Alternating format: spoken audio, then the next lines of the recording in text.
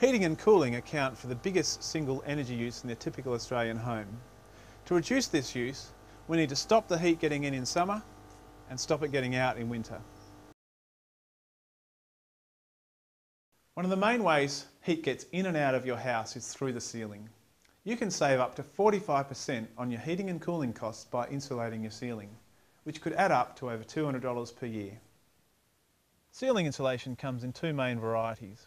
This house here actually has both. On top of the ceiling it has bulk insulation, and under the roof material it has the reflective insulation. The general rule is the thicker the better. For the average Australian house such as this one, of 240 square metres, it costs about $1,200 to install insulation professionally. It takes less than a day, and if you want to, you can do it yourself. Now in summer, there's no point in having great insulation in your ceiling stopping the heat getting out if you're going to be letting it in as direct sunlight through your windows. If you do that, you can actually be making your house hotter. Now the best way to stop this is to use external shading on the outside of your windows. If we used an external shade in summer on this window, we could stop 80% of the sun's heat getting in. Blinds and curtains such as this one are actually much less effective. So the general rule is that in summer we need to stop the sun getting in the first place. Roller shutters are a great external shading device for windows. And the best thing about them is they also double as security. Shade cloth such as this one is also a great external window shading device. Not only does it shade your windows, it can also shade your outdoor areas as well.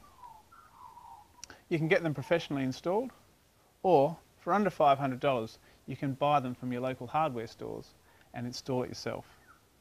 Now in summer, the most important windows and walls to shade are the eastern ones from the early morning sun and the western ones like this one from the late afternoon sun.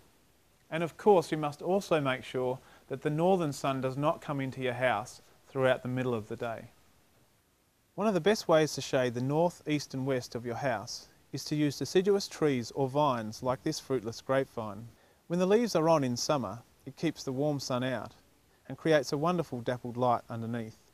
And like now in winter, as the leaves are falling, it starts letting the warming sun in. This deciduous tree is another great example of external shading being used on the western side of this house. In summer, when the leaves are on, it keeps the hot sun out. And like now in winter, with no leaves, it lets that warming sun in. In winter, letting the sun into your house can actually help keep it warm and comfortable.